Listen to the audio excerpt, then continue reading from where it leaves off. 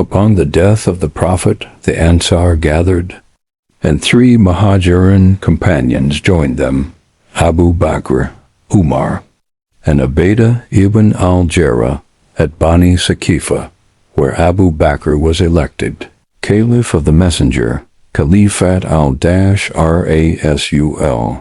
6 later.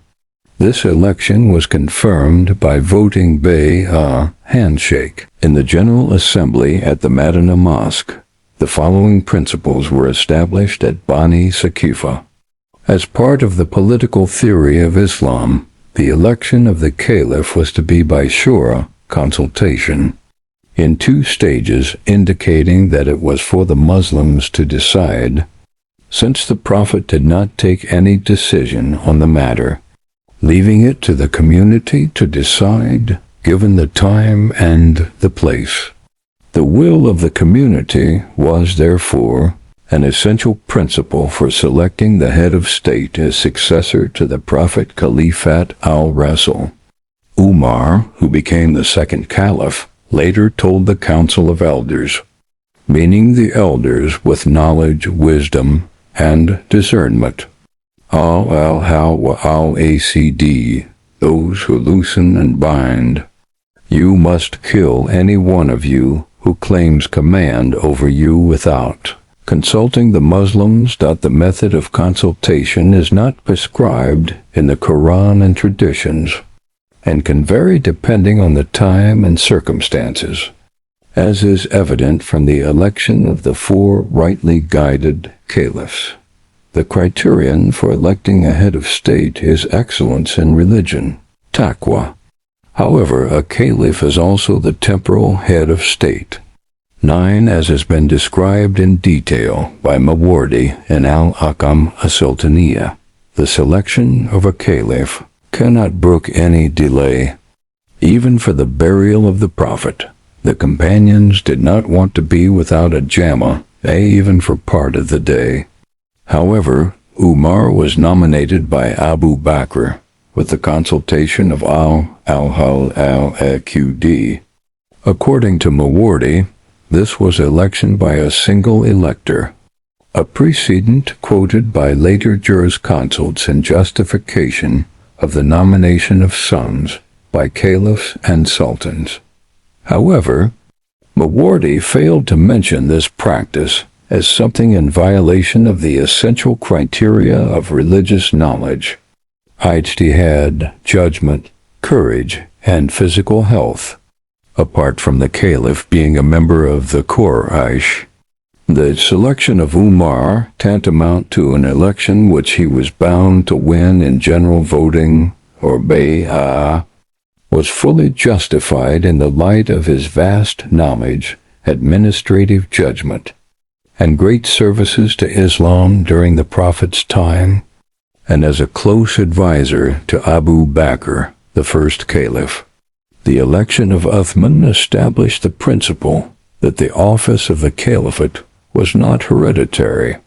For Umar, unable to make a choice while selecting the electoral college, omitted his son, Abdullah, on the grounds of being his son.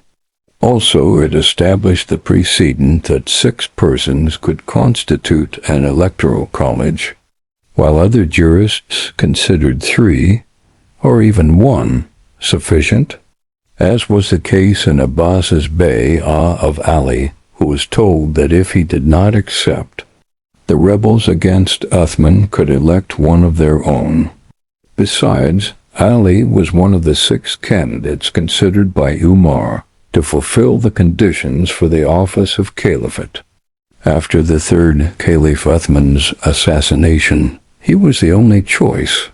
The assassination of Uthman raised the issue of rebellion against the caliph, whether it is justified in Islamic political theory. Most jurisconsults view it as unwarranted on the basis of a tradition.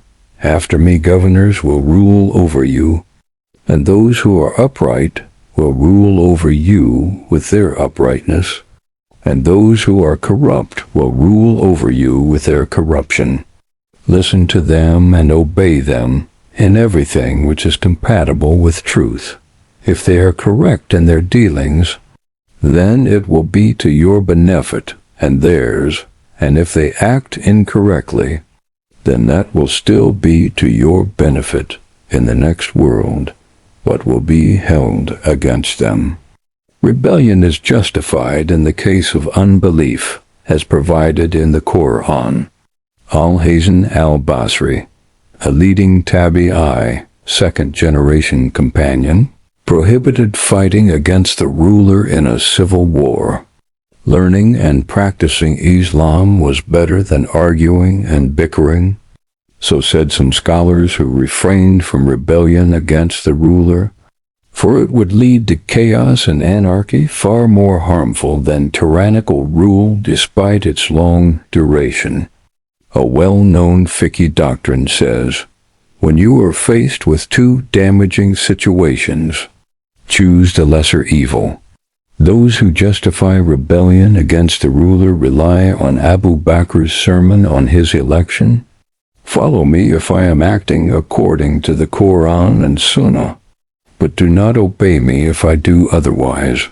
Accordingly, some who were influenced by the propaganda of a converted Jew, Abdullah ibn Saba, came from Iraq and Egypt to Madinah, demanding Uthman's resignation, despite his clarification in response to their accusations of nepotism and appointing his relatives as governors. According to Rashid Rida, the imamate of necessity, imamat al-darura, must be obeyed while fulfilling its raison d'etre of justice, efficiency, and descent from Quraysh, though Kharijites.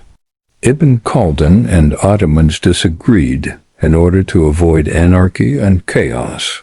However, rebellion is justified on grounds of the caliph's loss of moral probity, physical disability, insanity, captivity, apostasy, disbelief, or injustice. Therefore, all al-Hal-wa-al-Acg should resist oppression, but the urge to revolt must be weighed against the fear that it might result in anarchy, which Islam seeks to avoid as far as possible. Al-Ghazali, Ibn Taymiyyah, considered quietism or submission to injustice preferable to anarchy incidental to rebellion. It is said, the status quo, being the lesser of the two evils, is preferable to civil strife. Nevertheless, the Turks revolted against the Ottoman sultans in 1924. In opposing rebellion, Rashid Rida agrees with Ibn Taymiyyah, who made Muslims conscious of a forced choice between anarchy and injustice. Traditionally, the Alims were defenders and monitors of the status quo. As al-Hal-wa-al-Acd, they were expected to oversee that the ruler enforced the Sharia, assuming responsibility for proper management of public affairs and restoring the pristine standards of simplicity, humility, and frugality in lifestyle. Also, they were to ensure that those who wanted to occupy the office might be debarred in accordance with a tradition. Talib al-Wilaya la yuwala, a seeker of office should not be given it. Some of these principles for the election of the caliph are shura, justice, freedom, equality, succession, and election.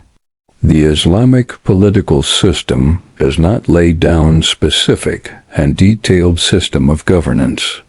It is more correct to say that the Sharia delineates general principles only, leaving further details to specific circumstances of time and place. The caliph who is elected should enjoy sound health, possess knowledge of the Sharia to exercise jihad, and be able to implement domestic and foreign policy with ability, courage, and wisdom. He should abide by the Sharia and promote public good. So long as he does this, Muslims should obey him, offer him advice on what is right, and correct him if he is wrong. The principle of shura was followed by the four rightly guided caliphs in four different ways, proving that changes in circumstances can result in the adoption of a different methodology. Shura is the most important principle of Islamic political theory. Addressing the Prophet, the Quran informed him, "It is by the mercy of Allah that you were lenient with them, for if you had been rough and harsh-hearted, they would have dispersed from around you. So pardon them and ask forgiveness for them and consult with them on the matter. In order to underline the importance of shura. Allah is directing the Prophet to consult with them, despite their view being contrary to the Prophet's, who was in favor of fighting the infidels within the confines of Medina, while the companions advised going out. He was proved right, but since he accepted their advice,